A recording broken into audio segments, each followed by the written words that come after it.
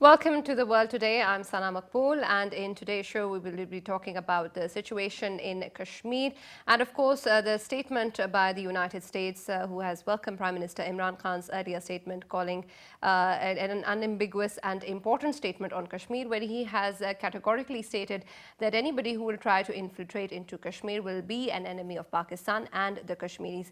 We'll talk about how important the statement has been, of course, in light of the UN General Assembly session, which is going to be taking place next week, and of course the address that is expected both by Prime Minister Imran Khan and Prime Minister Narendra Modi. We'll also be talking about how the US court has asked Modi to explain the Kashmir annexation within 21 days and respond to the charge that they have occupied Kashmir and are committing gross human rights violations there. This has also come before the upcoming UN General Assembly session, so we'll see what this holds in terms of how Mr. Modi's address is going to be taken at the General Assembly. Also, in today's show, we'll be looking at the IMF, which has stated that the program in Pakistan is off to a good start. Earlier as well, it was stated that the targets are being met in the right direction and that it is too early to revise any, considering it's just only been a few months. And of course, we'll see whether or not this ends the controversy, whether an inspection was being done in this regard of whether or not the targets are being met by Pakistan. To talk more about this, we have with us in our studios AVM retired Mr. Ikramullah, who's a senior analyst. Thank you for being with us, sir. And we also have foreign affairs expert Dr. Khurram Iqbal. Thank you for being with us today. Of course, we'll start with the US's statement, in which they have said that the Prime Minister's earlier statement is very unambiguous and is really important as well. The Prime Minister has always been really clear about the stance on Kashmir, but this time he's gone a step further and has clarified that anybody who tries to infiltrate is going to be an enemy of Pakistan and Kashmir. How important do you see this statement and the US response in this regard? I think both are very important, the statement by the Prime Minister and the response by the US. And it becomes relevant in the current situation because, of course, the sentiments of Pakistanis and the Kashmiris are really charged up, and when they see their own brethren being tortured, being brutalized, being subjected to utter force by the Indian occupation forces. And they're willing to go and help them, and in their emotions and their charged sentiments, somebody may decide to infiltrate or go across, which will in fact substantiate the Indian narrative that most of these people who are resisting in Indian occupied Kashmir, or they are continuing with this struggle for their self-determination and their freedom, are in fact people from Pakistan, and they're not indigenous Kashmiris. So if anyone does go across from here, it will add to credence to the Indian claim. So it's very important that people of Pakistan and that of Pakistani Kashmir ought to realize that such a thing is going to be contrary to the interest of Pakistan and contrary to the interest of the struggle of the Kashmiris of the Indian occupied Kashmir. But the fact remains that, you see, this is not a new situation. If you recall, after 9/11, Pakistan had made such a statement in early 2002 that Pakistani soil would not be used against any other country, right, meaning thereby that there will be no people moving from here, specifically in Indian-held Kashmir. In fact, that was to reassure the world and to reassure India that no such infiltration would be allowed to take place from Pakistan. And however, that statement at that time wasn't accepted by the world, wasn't accepted by the Indians, and the Indian narrative somehow got to be popular.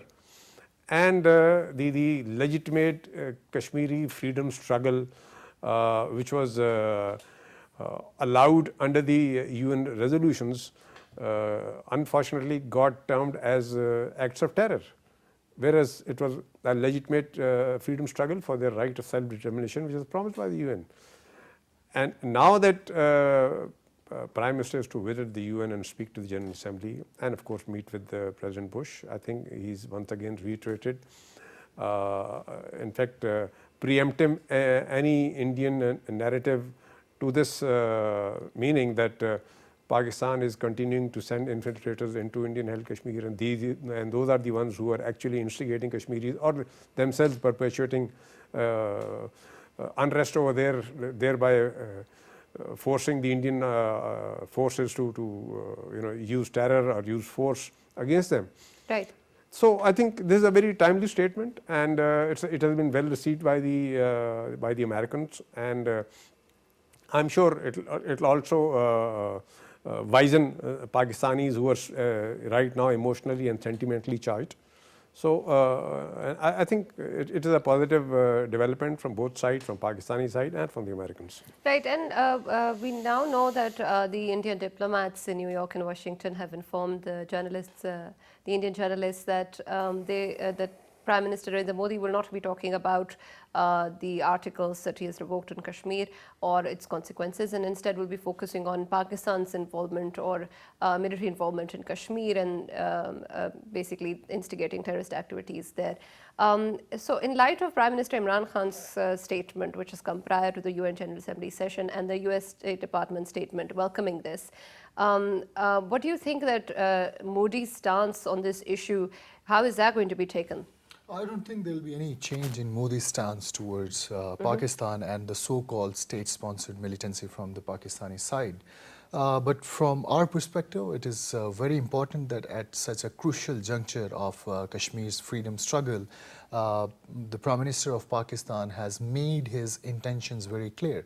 Because it's very important when the environment is so charged, it is very important to express your strategic intentions to avoid any strategic miscalculation. Pakistan for a long time has maintained that we will continue with our moral, diplomatic and political support for Kashmir cause, and that's been a stated policy, and Pakistan has been following that rigorously. But there are still few points that the Prime Minister of Pakistan as well as the international community must realize. In one of the earlier statements, Prime Minister Imran Khan had mentioned that hundreds or perhaps thousands of Kashmiris, they have become disillusioned with political struggle for Kashmir.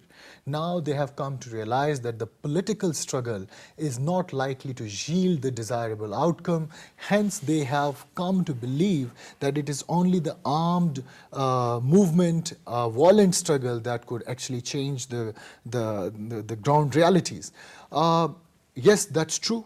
We have seen that hundreds of Kashmiris during last 3 years, they have left their homes, they have gone into jungles to seek military training, and as soon as the curfew is uplifted, there's a genuine fear of an indigenous armed struggle erupting from within Kashmir.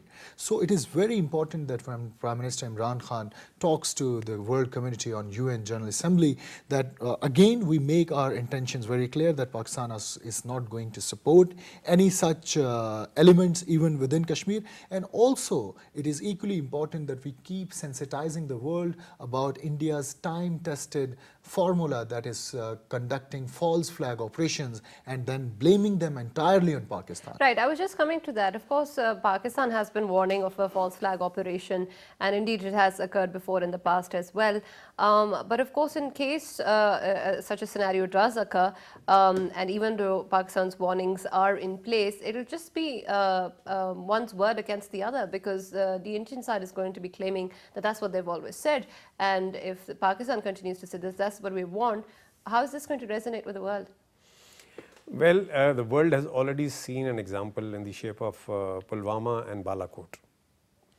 And in the case of Pulwama, when those 40 Indian policemen were killed, it was even within India that there were voices which clearly said that the Indian intelligence agencies fully knew that such an incident is going to take place, and they allowed it to happen. And look at the composition of people, all from the lower castes who died in that incident. And even there were Indian politicians who blamed their own government of having orchestrated it. And thereafter, we saw that Indians themselves became the investigators, they themselves became the judges, and they passed the verdict themselves, and they tried to execute it themselves without sharing any evidence with Pakistan, without letting any investigation to take place, without the world coming to know about it. And they decided to punish Pakistan, and they went ahead with that Balakot strike. And luckily for India, luckily for Pakistan, luckily for the world, that no substantial or in fact no damage was caused in Pakistan in terms of life or property. And Pakistan was only entitled to a proportionate response, but it was also entitled to demonstrate its capability and its will. That is what it did. And now, God forbid, if the Indians do decide to stage manage another false flag operation, and on that pretext they do undertake a strike, and in which they do succeed in causing some damage in Pakistan, Pakistan is sure to launch within minutes a retaliation which may or may not be tolerable by India, which would then move up the escalation ladder in a very absolutely unpredictable manner. As to how quickly does it aggravate to the final round, nobody can predict. There could be any strategic miscalculation from either side, and not just the two countries, not just the region, the entire world stands going to be threaten. affected. Of course. The Prime Minister has also said that he stated that India is now stuck and that the pressure is building day by day. Do you think that is the case? Well, I don't think that India would pay any attention to this domestic or international pressure. It is mainly so because the people who are at the helm of affairs in India, they're driven by a very misguided religious ideology which is called Hindutva. There is no sign of pragmatism, or I would say even the national interest of India. Rather, it is an ideological decision if you look at at Kashmir or perhaps what is happening in Assam. So Modi and his gang would continue with what they have been doing. It's been almost 40 days.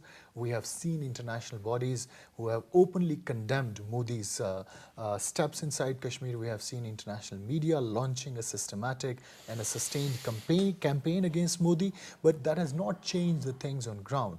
If there is something that can change situation in ground, that is, I would say, that was hypothetically the use of force, but Pakistan has demonstrated exemplary restraint when it comes to Kashmir and the current situation. We have heard Kashmiri leadership from our side demanding Pakistan to act militarily. We have seen public sentiments charging up and demanding Pakistan army to act decisively in terms of Kashmir, but we know that our Kashmir policy is driven by some international rules, regulation and norms. So I don't think that any sort of diplomatic or moral pressure inside Kashmir on Modi would change things upside down. Okay, so the development in which the Kashmir Khalistan Referendum Front has filed a complaint and then the US court has asked Modi and other members of the government to respond within 20 days seems like a slightly more tangible reaction from the world community. Does it have any significant value, sir? Well, I think world opinion is a very important stakeholder in this entire situation, because right now we've seen that there is no intermediary who can intervene and mediate between the two parties, Pakistan and India. And China is strictly or totally on Pakistani side. Russians are clearly have their bent towards India. The Americans played neutral in the beginning, but now they are clearly indicating to be siding with India. So, which leaves the world powers out. And now it's only either the United Nations or the world opinion which can bring about a change in this situation to resolve it in a peaceful manner.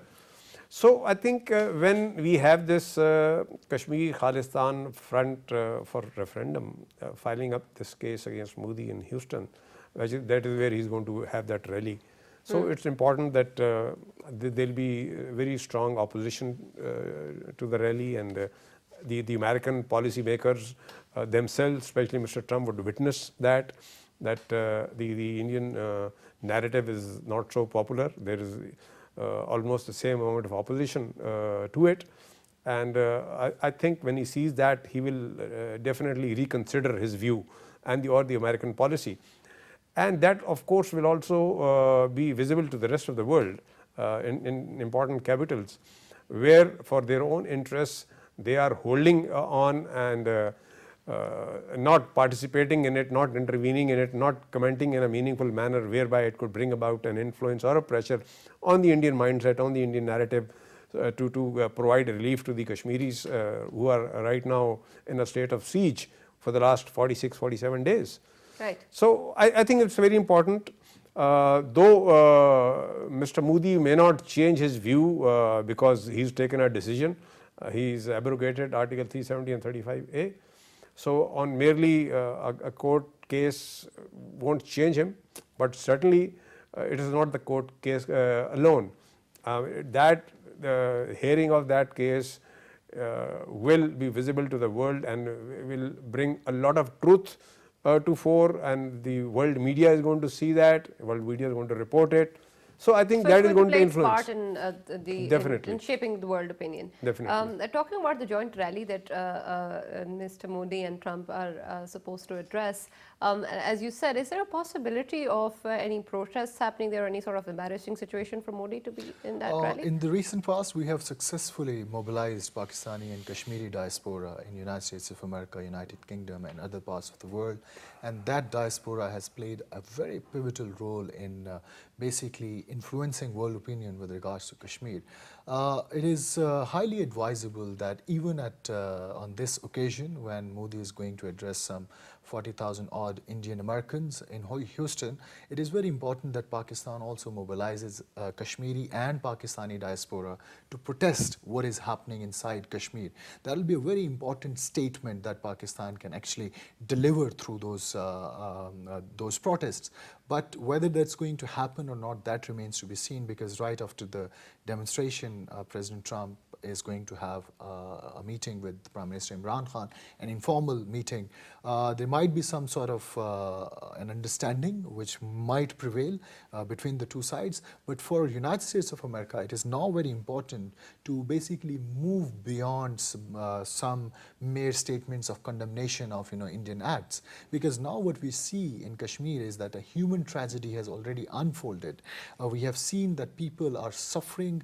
They are, there's simply no food and medicine. So if this situation prolongs, it raises a question: is it going to be a new normal in Kashmir, where it is acceptable to the entire Western world that India can go unchecked for all its violations of human rights? So that is something which must be conveyed to the international community. And one thing that works to Pakistan advantage in the United Nations General Assembly is that Prime Minister Imran Khan would be second. He would speak after Prime Minister Modi. That gives him a chance to basically offer rebuttal to anything that he says about Kashmir or the supposed cross-border militancy inside Kashmir. So I think we should fully utilize this opportunity. In light of course, the passionate addresses that we expect from both the sides coming, we also see that Trump, as you mentioned, the role of an intermediary, whether or not somebody is going to be playing that. Mr. Trump has been offering that for a while, even though at first he sort of went back on his words. But this time he's said that there's a possibility of a meeting between Modi and Imran Khan, and that a lot of progress is being made in this regard. What do you think that means, and whether or not there is an actual possibility of the three of them sitting down? Well, you see, before that, the Prime Minister of Pakistan has already indicated that Pakistan will not seek a meeting unless the Indians at least finish the curfew and bring a state of normalcy within the Indian-held Kashmir. Right, absolutely. So if Mr. Trump is wanting to organize a meeting between the two prime ministers, I think there will be some sort of assurance from him or from the Indian side to this effect. Otherwise, I wonder whether this meeting would take place. But at the same time, we also have seen in the press that Mr. Trump has claimed that there has been some very positive developments between the two sides, and he expects... Do you think that points to any backdoor diplomacy already happening? Well, Pakistan officially is not engaging into it. And if the Americans are on their own, are undertaking this, that is yet to come out. And when Mr. Trump makes the statement that some positive developments have taken place. Maybe he is in touch with both the sides, and he has been assured of some sort of flexibility or relief from the Indian side, and that is why he is saying that, and he expects that in response to that, Pakistan is likely to, of course, step down and be willing to meet and initiate a dialogue. So, but that is yet to be seen, that is yet to happen. In any case, it is going to be yet another opportunity for the Prime Minister of Pakistan to, of course, meet with Trump and look forward to him and see as to what he has to offer, because being the sole superpower, the responsibility solely rests on the US of world peace, because UN as it is going to look in the direction wherever the American president points. So, if the American president is not willing to intervene or willing to ensure that world peace is maintained, then he will be failing in his responsibility. Right, and but despite the fact that the Indian side have always made claims that they are against any third-party mediation on the issue, on the matter, do you think that perhaps they can consider, in such a stance by the Indian side, what role does Trump really have to play? I think Modi has felt the pinch of what has been happening after 5th of August. That's why we have heard that indirectly he conveyed to the Prime Minister of Pakistan to initiate backdoor diplomacy to arrive at some sort of a solution to the problem. But Pakistan refused on the conditions that until Modi lifts curfew from Kashmir, we are not going to engage with any sort of backdoor diplomacy either. Whether Trump can play a role, I think the type of intermediaries, and it goes beyond President Trump. I wouldn't even rule out that Prime Minister has met Mohammed bin Salman on his way to United States of America, and there's a possibility that some sort of breakthrough might have happened which is not being brought to the public domain. Why? Because Mohammed bin Salman, he's very close to Jared Kushner, the son-in-law of President Trump, and if there have been some talk on the issue of Kashmir, I think Mohammed bin Salman and Saudi Arabia is in a position to basically play a role with the help of United States of America to diffuse this situation. Right. Speaking of the Supreme Court's decision also in India, where they've said that it must return to normalcy, but they don't really deal with the revocation of the articles. Do you think that there's any chance of any sort of understanding to be reached without the reversal of this revocation? Well, Indian Supreme Court has so far been known to give very independent and very clear and just decisions. But in this case, I think while they have said that normalcy should return to the Indian-held Kashmir, but they've also said that the measures taken be selective and in line with the national interest. Exactly. So I think that actually completely dilutes the hopes of anyone. Because the revocation of these articles are anyway being justified as something necessary. But before that, by India. In early last year, probably in March or April, the Indian Supreme Court had given a verdict that the Article 370 has attained a status of permanency. So with that as a precedence, an earlier decision, it will be very difficult for the Indian Supreme Court now to go back on its statement or its verdict, which it had already given just a year ago or a year and a half ago. So I think it is unfortunate that the Indian Supreme Court is now making justice subservient to national interest. Because national interest, of course, is a very cold-blooded sentiment. It doesn't consider morality, it doesn't consider human values or human rights, and it is plain simple interest. So if Indian Supreme Court's view makes this a state of normalcy subject to national interest, then probably there is no normalcy.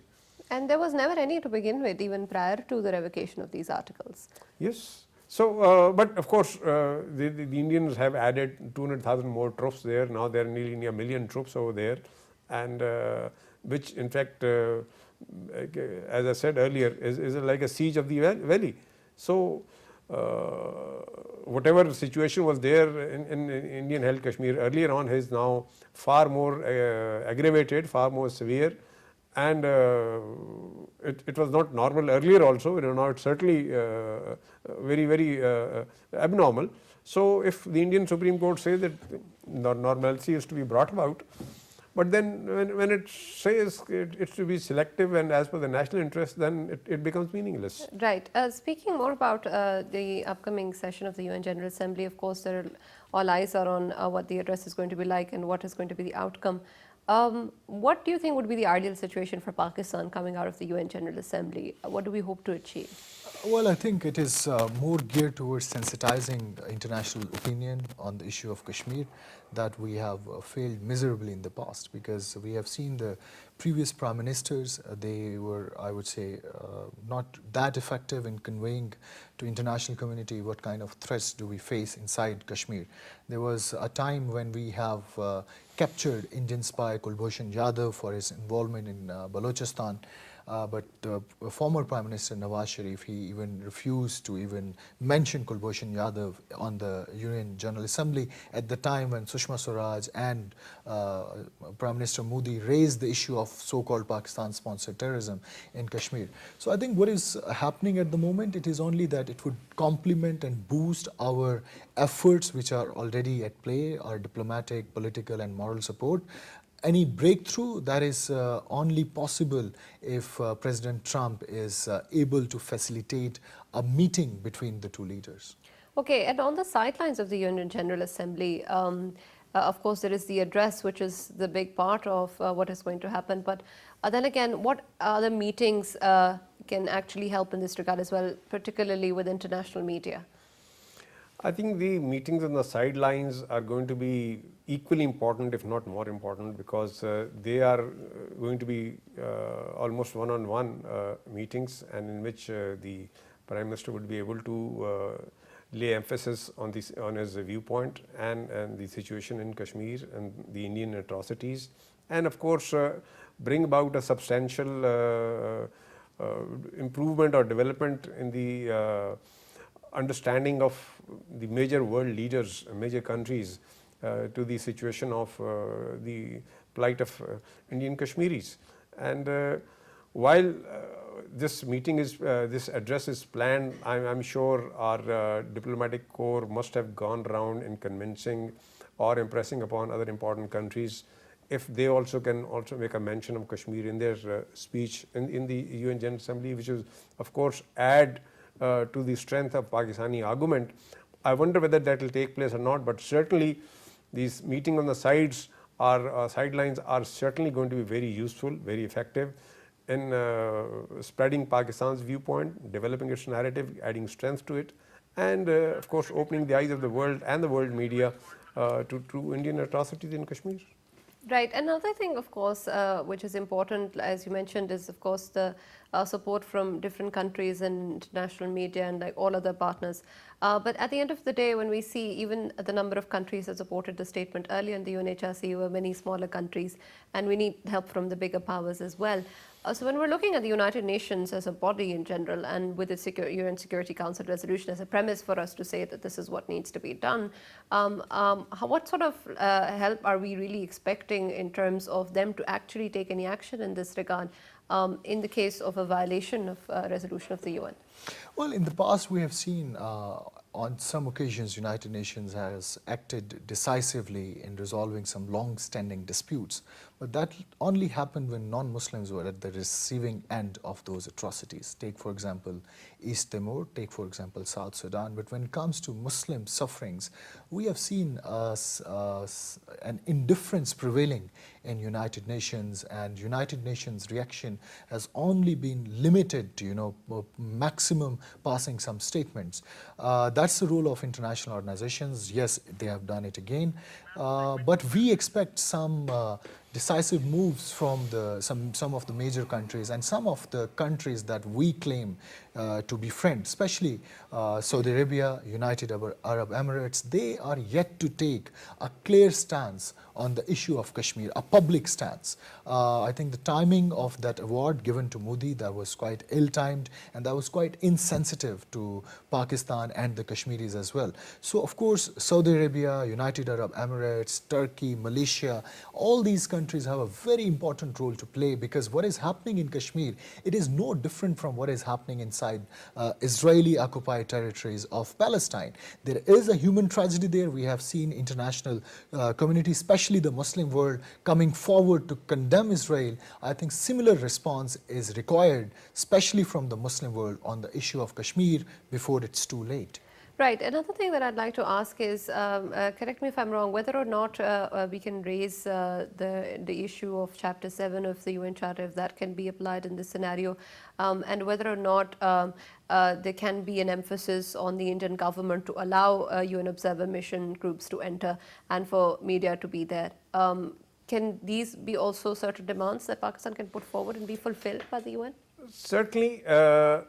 You see, we must understand that the topmost agenda of creating or founding the United Nations was to prevent wars. And the world has already witnessed that the issue of Kashmir is so sensitive and so serious that we have almost been reaching to brink of war in the history, and most recently in February this year. And the world also ought to know that as and when, God forbid, the war breaks out, and it will climb the escalation ladder very rapidly, and there is a possibility of a nuclear exchange, and a full-blown nuclear exchange will not only destroy the two countries, destroy the region and affect the entire world. That should convince not just Pakistan but most of the countries of the world that they ought to take interest in it. Because it's going to affect them. It is going to affect them. They must realize this, and it's going to affect them. And if that be the case, I think we already have, as per the UN decisions, a placement of military observers group in Kashmir, whereas Pakistan has been accommodating him right at the LOC. Indians have refused. The Indians have also refused the placement of any international observers, international media, international humanitarian organizations to visit and see for themselves. So I think while the President of the Prime Minister of Pakistan highlights this issue, the atrocities of Kashmir, the history of Kashmir, the possible solutions, I think this is something I expect him to say, that as you indicated, that the international observers, international organizations ought to be permitted on the Indian side to go and see for themselves and corroborate the claims that Pakistan is making of the atrocities being inflicted on the Indian Kashmiris. So, and that can only happen and be verified only if there are independent international observers. While Pakistan is very forthright in allowing anyone who wants to come and see for themselves, and it has taken so many foreigners to the LOC and shown themselves as to what the Indians keep doing on daily basis, exchanging, firing different weapons, and now lately they've gone up to using cluster munitions against innocent civilians.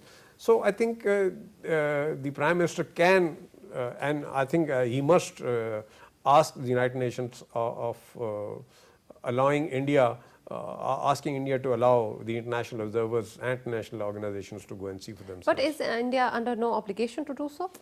Well, I think if the Security Council probably agrees to it or takes a decision, then I think it will be obligatory on the Indians to entertain that.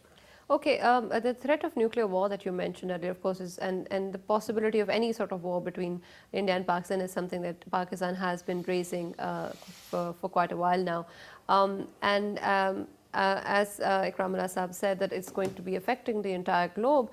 But do you really think that in the case of such a volatile government sitting in India and the RSS ideology that you earlier pointed out, in this scenario, is this threat really being taken as seriously as it should be? Unfortunately not, because what we have seen when it comes to global security, or let's say counterterrorism, the international Western policy discourse has been exclusively focusing on the Muslim variation of terrorism, so-called jihadist terrorism.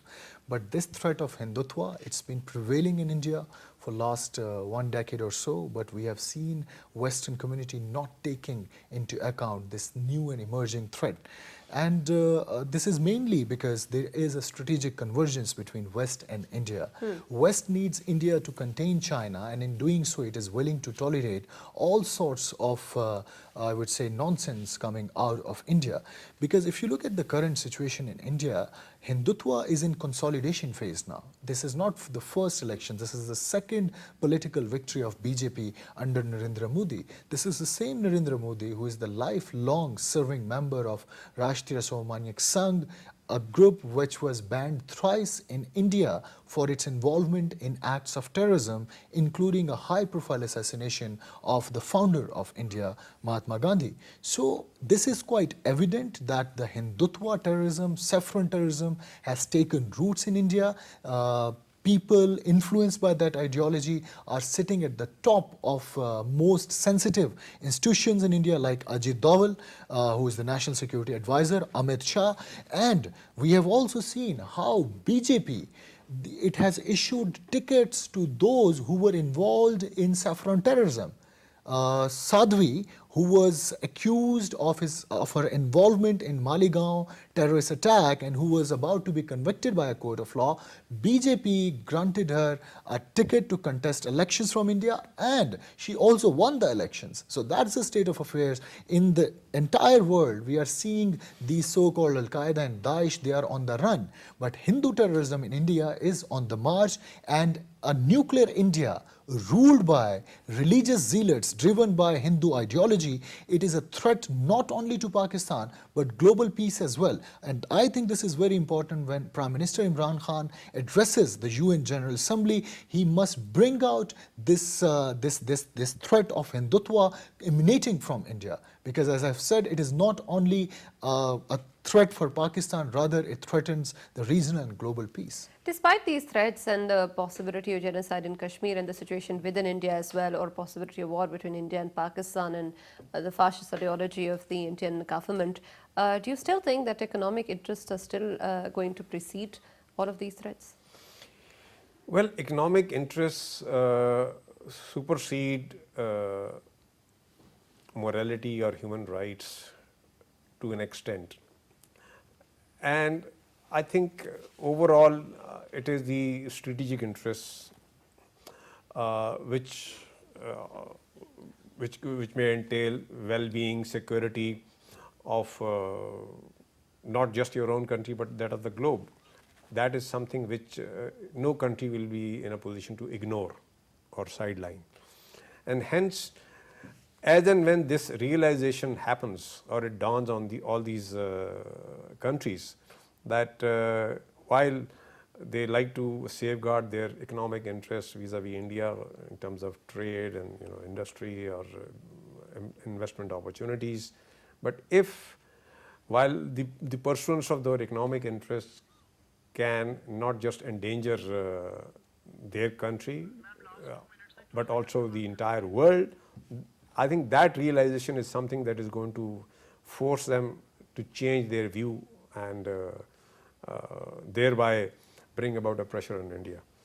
And that will only happen if they do realize the real threat, the real danger of any conflict actually taking place between the two countries. Okay, we're short on time, so we're just going to quickly look at our last segment of today's show as well, where the IMF has just stated that the program is off to a good start, but they've talked about certain recommendations. For example, the length of the state bank governor to be increased up to 5 years. But generally, they have said that the targets that have been set are off to a good start. What do you think these considerations hold for the economy? I think when the PTI government completed its 1 year in power, a number of surveys were conducted and a lot of experts were asked about the performance of PTI. And those experts agreed that if PTI has performed well on two fronts, it's the foreign policy front and the economic front. And the kind of fallout that we see on the societal level with regards to this restlessness on the economic front, I think when you take structural reforms, when a structure is overhauled, the economic structure, there there is a transition time where a consumer feel the heat. So that's a transitory phase that will be over soon. We have seen dollar's price stabilize during last month or so. So I think these structural reforms would soon yield desirable outcomes for the people of Pakistan as well. Another thing that has been stated is the fact that politics will be playing an important role in this regard, and reaching consensus would be a big challenge. This is what the IMF has also pointed out, in also saying that the targets are going to be met and results can't be expected very soon. But then they're also talking about external factors that can play their role. Certainly, in any democracy, politics have their own value, they have their own weight, and every political party or every political personality would look at a particular situation or a policy with his own political mindset. And if the incumbent government is performing or has started to perform in a particular field positively, then it will be very difficult for the opposition to appreciate it or to comment, and because they will only like to, they are all locked on to finding faults and criticizing the government. That is what actually helps them satisfy their own voters and build their own vote bank and gain political strength. So while nothing succeeds like success, if the IMF program is on its track, as the IMF official is saying, and the targets are being met, I think with trying, as months roll by and the performance of Pakistan in the economic field continues to be better, I think automatically there will be relief for people, and the political intervention or pressures would dissipate, and hopefully Pakistan will be on the right track. All right, thank you very much, gentlemen, for being with us. And of course, on that note, we hope that both domestically and internationally, Pakistan succeeds. And of course, we see the economy on the right track, and we also hope to see that the UN General Assembly session brings forth a good result and a good hope for the people of Kashmir and of Pakistan as well. It's goodbye for now. Thank you for watching.